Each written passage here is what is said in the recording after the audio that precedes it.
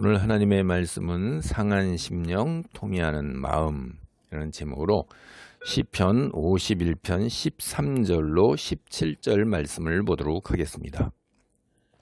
시편 51편의 표제를 보면 이 시는 다윗이 밧세바와 동침한 후 선지자 나단이 그에게 왔을 때라고 기록하고 있습니다. 이런 정황으로 미루어 보면 시편 51편은 다윗이 자신의 죄를 고백하고 용서를 구하는 시라는 것을 알 수 있습니다. 시를 지은 사람이 스스로 죄를 고백하는 것, 그것은 이 시하고 38편이 유일합니다. 교회는 이 시를 참회시 안에다가 포함했습니다. 그래서 교회 역사를 보면 참회시 중에서도 이 오늘 살펴보는 시편 51편이 가장 인기가 있었습니다. 그래서 자주 인용되었고, 특별히 이제 매년 사순절을 시작하는 제 수요일 애쉬 웬즈데이에 이제 이 참회시로 이 시편을 묵상하곤 했습니다. 지금부터 오늘 본문 앞에 나오는 51편 13절 17절까지 단락을 살펴볼 건데, 그 앞에 나오는 시편 51편 1절로 12절을 네 단락으로 나누어 살펴보도록 합니다. 첫째 단락은 1절과 2절입니다. 하나님이여, 주의 인자를 따라 내게 은혜를 베푸시며 주의 많은 긍휼을 따라 내 죄악을 지워 주소서. 나의 죄악을 말갛게 씻으시며 나의 죄를 깨끗이 제하소서. 이 본문에서 죄악을 말갛게 씻는다, 이런 표현은 빨래에서 오는 표현이에요. 옷을 깨끗이 때가 하나도 남지 않도록 빨기를 반복하는 일을 이렇게 이제 말갛게 씻는다, 이렇게 얘기했습니다. 그리고 본문에 보면 깨끗이 제한다, 죄악을 지워주소서, 이렇게 했죠. 깨끗이 제하다라는 이렇게 번역을 했는데, 이것은 구약의 제사제도하고 연관된 제의적인 언어입니다. 그러니까 정결하게 된다, 이런 의미죠. 레위기 16장 30절, 예레미야 33장 8절, 에스겔 36장 25절 등이 같은 말을 사용하고 있습니다. 이 죄악을 지운다 하는 것은 용서하심을 의미하는 것이에요. 육체적으로 죄의 영향력에서 벗어나는 것, 이걸 이제 앞에서 말갛게 쓰신다, 이렇게 이제 얘기하고 있는 것과 연관되어 있고요. 영적으로 이제 정하게 되는 거는 이제 이렇게 죄악을 지어준다, 본문의 직역하면 깨끗이 제하다, 이거하고 연관되어 있는 것입니다. 다윗은 믿음의 영웅입니다. 온 세상에 내세울 만한 엄청난 업적을 이룬 왕입니다. 그럼에도 불구하고 그는 주의 인자와 긍휼에 호소하고 있습니다. 앞에 보면 주의 인자를 따라 주의 많은 긍휼을 따라, 본문에서 이렇게 나오고 있죠. 여기에 이제 인자라는 거는 우리가 많이 들어본 말이에요. 헤세드. 이거는 그 언약적 충성을 뜻하는 관계적인 언어다. 그게 이제 가장 중심, 기본, 본질이에요. 관계적인 언어로 언약적 충성. 1절에 나오는 주의 인자하심이 이제 2절에 나오는 주의 긍휼, 그걸로 설명되고 있는 거예요. 주의 인자가 결국 뭐냐? 주의 긍휼이다 하는 거죠. 우리에게 하나님께서 맺은 언약을 따라서 우리에게 일관되게 베풀어 주시는 게 주의 긍휼이죠. 긍휼이 없다면 우리가 오늘 이 자리에 있을 수가 없어요. 매우 자상하고 따뜻한 마음에서 비롯되는 우리를 사랑하는 감정, 이건 이제 긍휼이라고 할 수가 있어요. 이 긍휼은 남녀노소, 빈부, 업적, 신분의 귀천과 상관없이 하나님 앞에 모든 인류가 하나님의 인자와 긍휼만을 바랄 수밖에 없는 거예요. 우리는 우리의 업적이나 행위나 공로를 내세울 수가 없어요. 두 번째 단락은 3절로 6절인데 하느님의 가르침대로 살지 못함을 고백하는 내용입니다. 3, 4절을 보겠습니다. 물은 나는 내 죄가를 아오니 내 죄가 항상 내 앞에 있나이다. 내가 주께만 범죄하여 주의 목전에 악을 행하여 싸우니 주께서 말씀하실 때 의로우시다 하고 주께서 심판하실 때 순전하시다 하리이다. 자신의 죄에 대해서 이제 나단의 질책을 받은 다윗은 즉시로 무릎을 꿇고 속죄 기도를 드린 겁니다. 그는 자신의 죄에 대해서 잘 알고 있었고 항상 죄를 의식하며 살고 있다고 고백한 거예요. 즉 죄책감에 눌려 있는 거죠. 대부분의 경우 자기들의 행동이 죄다, 그 다음에 도덕에 어긋나고 법에 어긋난다는 걸 모르는 경우보다는 알지만은 그걸 선택한 경우가 훨씬 더 많죠. 원래 우리 그리스도인이고 하나님의 백성이라면 하나님 말씀이 우리 앞에 있어서 우리의 삶을 지배하고 인도해야 하는 거예요. 그게 하나님의 자녀고 하나님의 백성이죠. 그런데 죄가 하나님 말씀을 대신해서 그 자리를 차고 들어와서 죄가 지배하게 되는 거예요. 이게 신약 성경 같은 데서는 의의 종이냐 죄의 종이냐 이러는 거죠. 다윗은 자신이 지은 죄와 죄로 인한 죄책감으로 인해서 사실상 하루도 편한 날이 없었다 이렇게 탄식하고 있는 것입니다. 근데 우리가 알다시피 사람이 죄를 지으면 우리의 죄로 인한 피해자가 있는 거예요. 대부분의 죄가 다른 사람에게 피해를 주기 때문입니다. 다윗 역시 자신의 죄로 인해 밧세바와 억울하게 죽어간 밧세바의 남편 우리아가 주요 피해자가 되었습니다. 그런데 오늘 본문을 보면 다윗은 주님께만 범죄했다고 말하고 있습니다. 여기서 우리는 이런 정황 딱 하면 한국 영화 밀양이라는 영화를 떠올릴 수가 있어요. 그 영화를 보면 이제 제작자나 감독, 주연 배우 등이 모두 철저하게 기독교를 비웃고 무시하고 조롱하는 듯한 인상을 지니게 됩니다. 한 핵심적인 게 그렇게 변한 핵심적인 게 자신에게 죄를 지은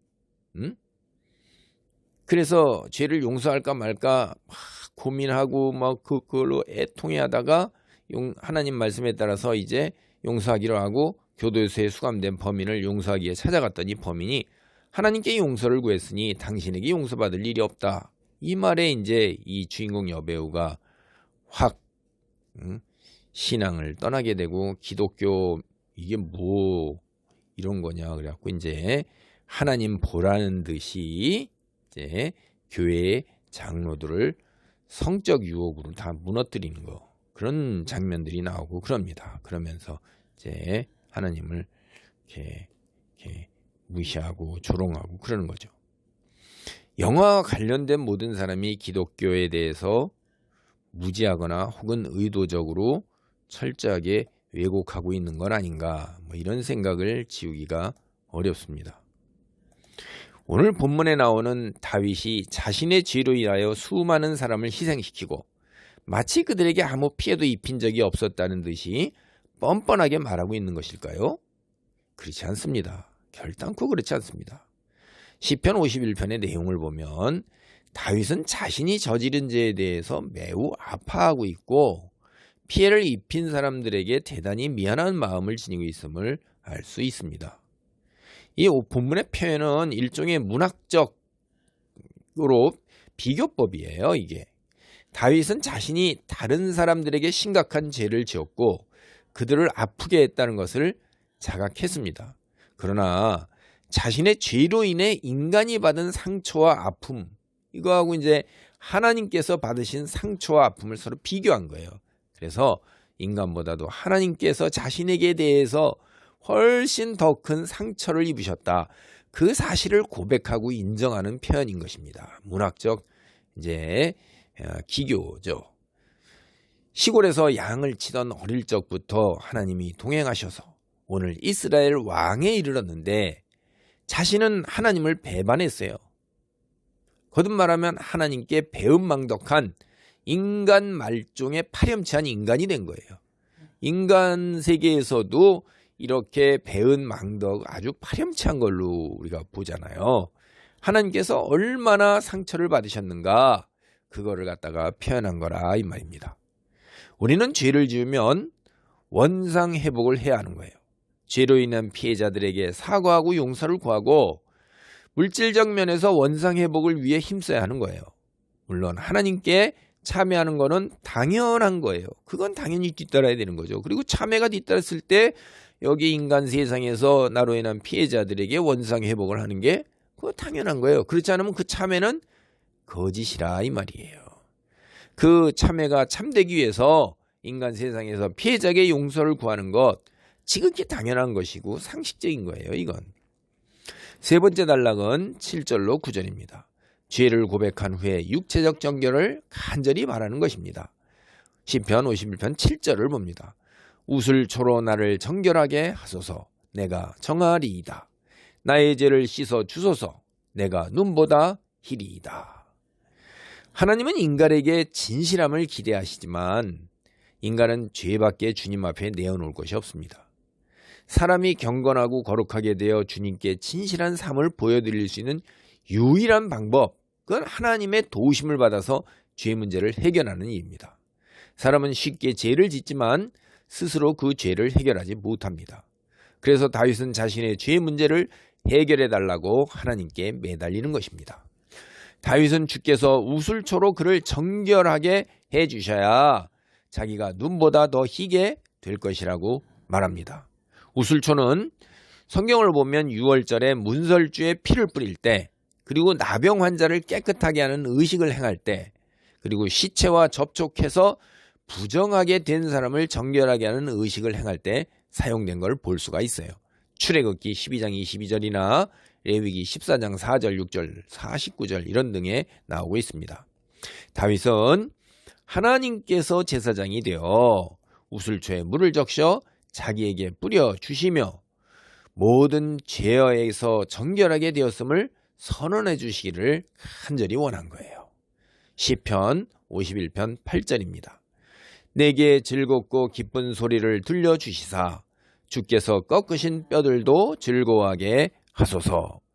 다윗은 하나님께 죄를 씻어달라고 간절히 기도했지만 하나님께서 자신의 기도대로 응답해 주실지에 대해 확신이 서지 않았습니다.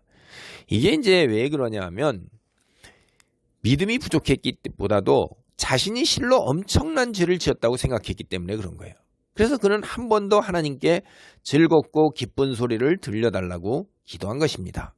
다윗이 하나님께 듣기 원하는 즐겁고 기쁜 소리는 그의 죄가 하나님께 용서받았다는 선언이었습니다. 여기서 우리는 예수님께서 가늠하다 현장에서 잡혀온 여자에게 내 죄가 사함을 받았느니라. 다시는 이런 일을 행하지 말아라. 이런 거. 그 다음에 오래된 병자 실로암 물가에 누워있을 때 치료해 주는 것보다 내 죄가 사함을 받았느니라. 이런 말 우리가 생각나죠. 그렇죠? 우리가 듣기 제일 원하는 죄가 죄 사함을 받았다는 거죠. 이게 우리가 가장 원하고 바라는 거잖아요. 다윗은 자신의 죄로 인해 하나님의 벌을 받아 큰 고통 속에 있었는데 그것이 바로 주께서 꺾으신 뼈라는 표현입니다. 만약 하나님께서 그의 죄를 사하시면, 즉 하나님께서 그의 죄를 사하셨다는 소식을 들으면 신음 속에 있는 자신의 몸, 고통 속에 있는 자신의 몸이 기뻐할 것이라는 거예요. 사람이 죄 사함을 받으면 심신이 기쁨과 즐거움이 다시 그를 찾아오는 겁니다. 하나님께서 인간의 죄를 사하실 때 그의 영혼만 자유를 얻는 것이 아니라 심신이 또한 죄로부터 해방되는 것입니다. 네 번째 단락이 10절로 12절입니다. 이제 육체적 정결을 바랬으니까 이제 영적인 정결을 간절히 바라는 거죠. 51편 10절입니다. 하나님이여 내 속에 정한 마음을 창조하시고 내 안에 정직한 영을 새롭게 하소서. 앞서 다윗은 고대 근동 지역에서 당대에 접할 수 있었던 가장 깨끗한 색이 뭐냐면 흰 눈이에요. 흰 눈. 그래서 그 흰 눈처럼 육체적으로 정결해지기를 간구했어요. 그리고 그는 정결해진 마음을 영원히 간직하기를 원했습니다. 그래서 그는 정한 마음과 정직한 영을 달라고 기도했던 것입니다. 여기 나오는 정한 마음은 죄악으로 인해 더러워진, 다시 말해 죄로 오염되어 부정하게 된 마음을 정결하게 된 마음이 정결하게 된 마음인 것이에요. 다윗은 자기에게 정한 마음을 주시기 위해서 하나님께서 사용하실 만한 것이 자기 안에 하나도 없다는 사실을 너무나도 잘 아는 거예요. 그러니까 자기에게 선한 것이 하나도 없다 이 말이에요. 이런 다윗의 고백은 사실은 우리의 고백이죠, 이게. 그래서 예수님께서 오셔서 십자가에 돌아가실 수밖에 없는 거예요. 누구 한 사람이라도 인류 중에 깨끗하고 죄 없는 사람이 있었다면 그 사람이 속죄를 해야 했을 텐데 그럴 수가 없으니까 다윗 역시 믿음의 영웅인 다윗도 자기 안에 하나님께서 정한 마음 주시기 위해 사용할 것 아무것도 없어요, 재료가. 그래서 그런 하나님께 정한 마음을 창조해달라고 창조하시고 해갖고 창조해달라고 기도하는 거예요. 여기 창조라는 말은 창세기 1장에 나오는 낱말이에요. 하나님께서 세상을 창조하신 일 우리가 연상됩니다. 아무것도 없지만 무에서 유를 창조하신 하나님, 불가능한 일이 없으신 전지전능하신 그 하나님이 창조라는 단어로 표현되는 겁니다. 옛날 태초에 하나님께서 아무것도 없었는데 세상을 창조하신 기적을 행하셨어요. 이제 죄로 찌든 자신의 삶에 아무것도 내 안에 없지만 선을 창조하시는 기적을 행하셔서 자신의 삶이 완전히 새롭게 되기를 간절히 기도하고 있는 것입니다. 다시 말합니다. 다윗은 선이라고는 조금도 찾아볼 수 없는 자신의 마음에 하나님께서 정한 마음, 즉 선을 창조해 주시기를 간절히 바라고 있습니다. 본문에 나오는 이제 정직한 영은 견고한 영 마음, 일관된 즉 심지가 굳은 영 마음이에요. 그러니까 여기 정직이라고 번역을 한 게 사실 영어를 보면 steadfast, 일관된, 흔들리지 않은 굳센 그런 거죠. 하나님을 향한 믿음이 흔들리지 않는 거예요. 정결하게 된 것이 흔들리지 않는 거예요. 그게 오래오래 간직하기를 원하는 거예요. 그래서 자신의 마음이 흔들리지 않도록 하나님께서 붙들어 달라고, 굳건하게 붙들어 달라고 기도하는 거예요. 혹시 자신이 흔들리거나 넘어지면 그때마다 하나님께서 그의 마음을 새롭게 해주시기를 기도하는 것입니다. 그래서 그는 회복하다, 갱신하다 이런 뜻을 지닌 새롭게 하다라는 말을 사용하여 하나님께 간구했던 것입니다. 이처럼 기도를 드린 다윗이 오늘 본문 51편 13절의 기도를 계속하여 드리고 있습니다. 13절을 봅니다. 그리하면, 이게 이제 접속사가 나오잖아요. 그리하면 내가 범죄자에게 주의 도를 가르치리니 죄인들이 주께 돌아오리이다. 이 그리하면은 앞단락에 간구한 내용이 성취되고 응답되면 그 앞단락에 근거하는 거죠. 그래서 지금 여기까지 단락 앞단락을 살펴보았던 것입니다. 죄사함을 간구하며 자신의 죄를 고백하고 지속적인 육체적 정결과 영적 정결을 간구했는데 하나님께서 이것에 대해 응답해 주시면 죄인들에게 주님의 도를 가르치셨다고 기도하는 겁니다. 이건 일종의 서원이에요. 그렇다고 해서 하나님과 협상이나 거래를 하고 있는 게 결코 아니라는 걸 우리 잘 알아야 돼요. 자칫 우리는 정성을 들이고 치성을 들이고 열심을 다하고 충성을 다하고 봉사를 열심히 하고 헌금을 많이 드리는 것으로 하나님께서 내 간절한 기도에 응답해 주실 것이다. 그것이 마치 조건인 것처럼 이렇게 오해를 하기도 합니다. 근데 그런 건 다 우리가 하나님에 대한 감사의 반응으로 나오는 것이지 그걸 토대로 하였고 내가 하나님께 무엇을 이루어 주소서라는 근거로 들이밀 수는 없는 거예요. 우리 사회가 이제 샤머니즘하고 기복신앙이 스며들어 있어요. 그래서 세상 속에 그런 그런 속에 우리도 영향을 받기 때문에 우리 그리스도인들도 자칫 하나님하고 거래 혹은 협상 혹은 내 정성으로 하나님이 기도에 응답하실 것이다. 이런 거를 자각하지 못하면서도 그렇게 할 수도 있어요. 그러니까 그걸 좀 조심해 봐야 돼요. 다윗은 단순히 자신이 체험한 하나님의 용서하심과 은혜를 사람들에게 간증하여 그들도 죄인들이잖아요. 회개하고 용서받기를 하나님이 기뻐하신다는 것을 알게 하겠다는 그런 의지를 밝히고 있는 거지. 이게 그리하면 그렇게 해주시면 내가 범죄자에게 간증을 하겠습니다. 하나님의 주의 도를 가르치겠다는 게 이제 간증한다는 얘기예요. 그게 그런 거래가 아니라는 겁니다.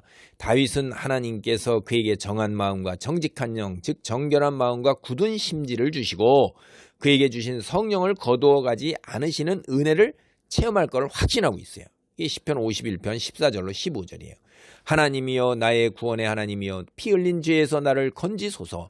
내 혀가 주의 공의를 높이 노래하리이다. 주여 내 입술을 열어 주소서. 내 입이 주를 찬송하며 전파하리이다.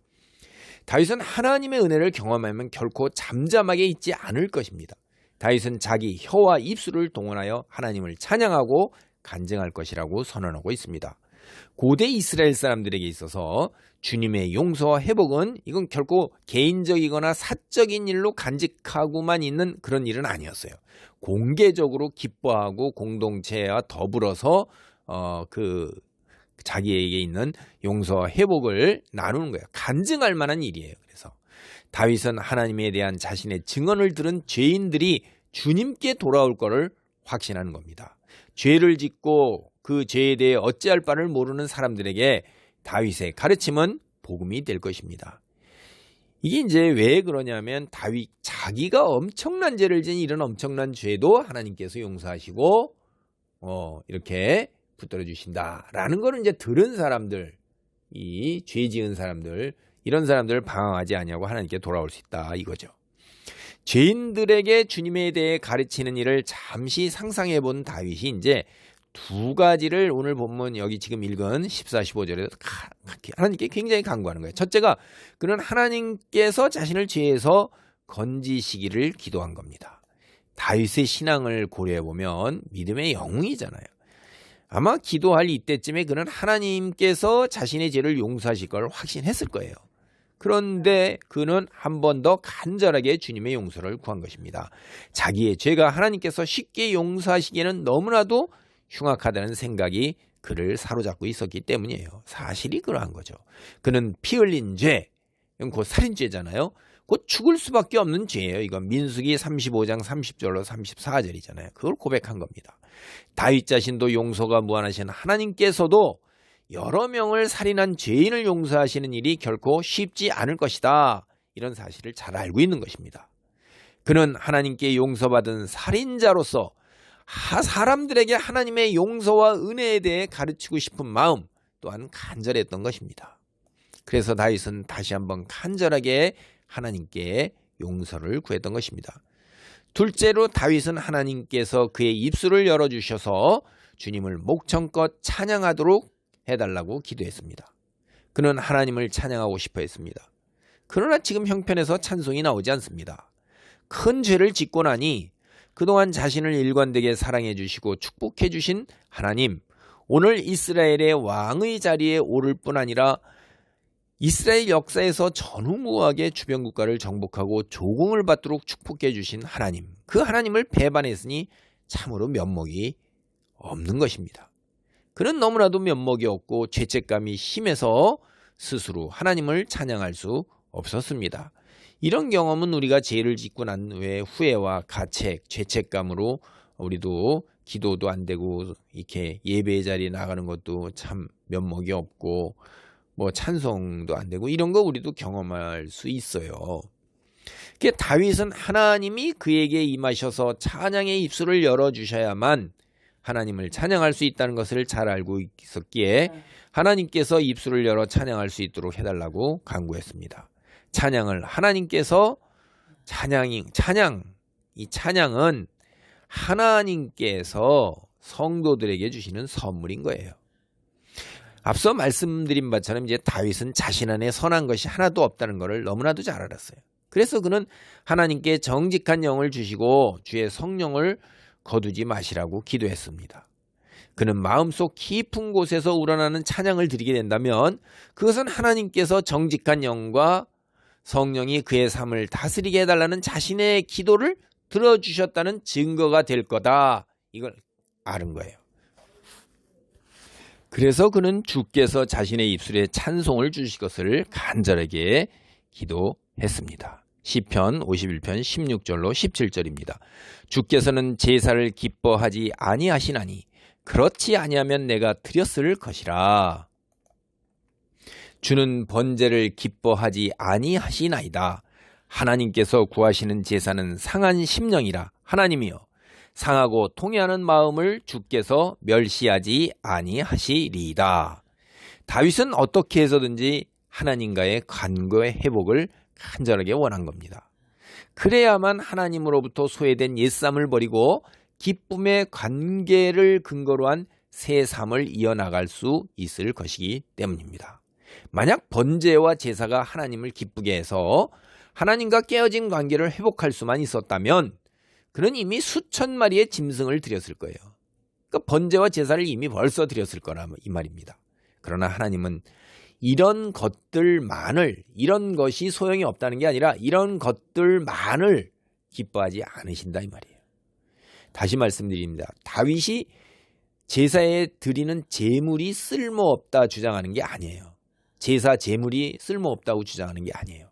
거기에 보다 더 근본적으로 중요한 상한 심령 그리고 상하고 통회하는 마음 이것이 함께 있어야 한다는 걸 이야기하는 겁니다. 제물은 여기 어입니다. 어이 아이가 아니에요. money, material이 아니라 이건 offerings, offerings 드리는 거예요.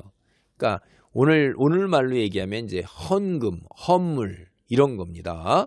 그러니까 하나님께 제사 때 드리는 제물은 상한 심령과 통회하는 마음을 표현하는 외적 수단이에요. 그러니까 굉장히 중요한 겁니다.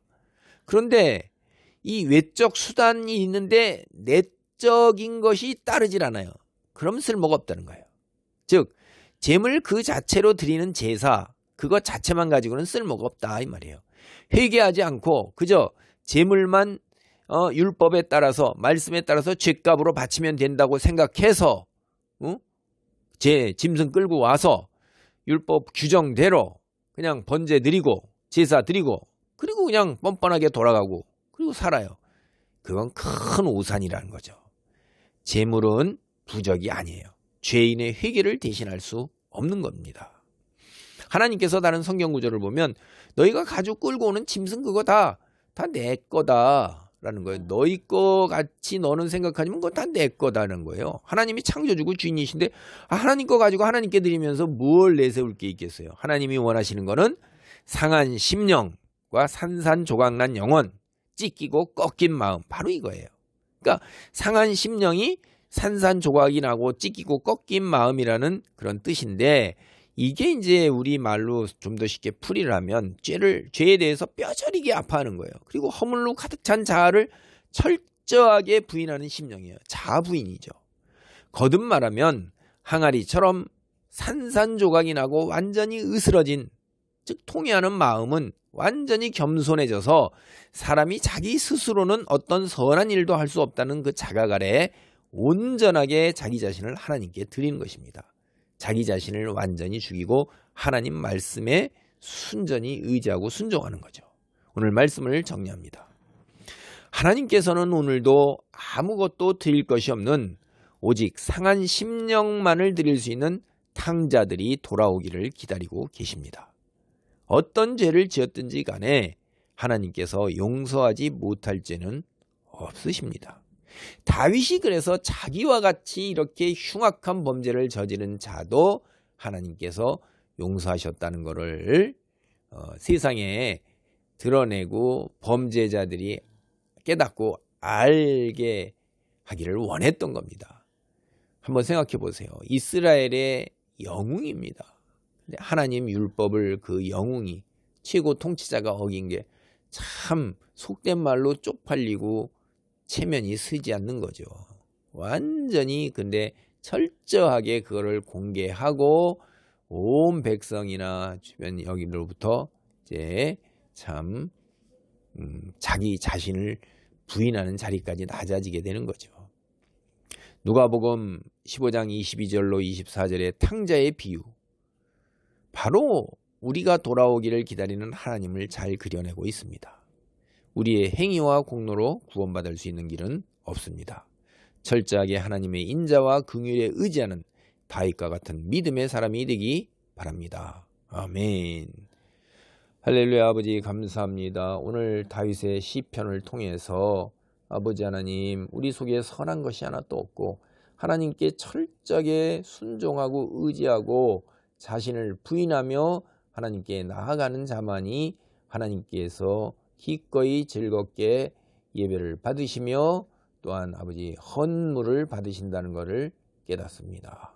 상한 심령과 통회하는 마음, 아버지 하나님 늘 언제나 내게 있어 하나님께서 받으시는 예배와 아버지 헌금과 헌물을 드릴 수 있도록 축복하옵소서. 예수님의 이름으로 기도하옵나이다. 아멘.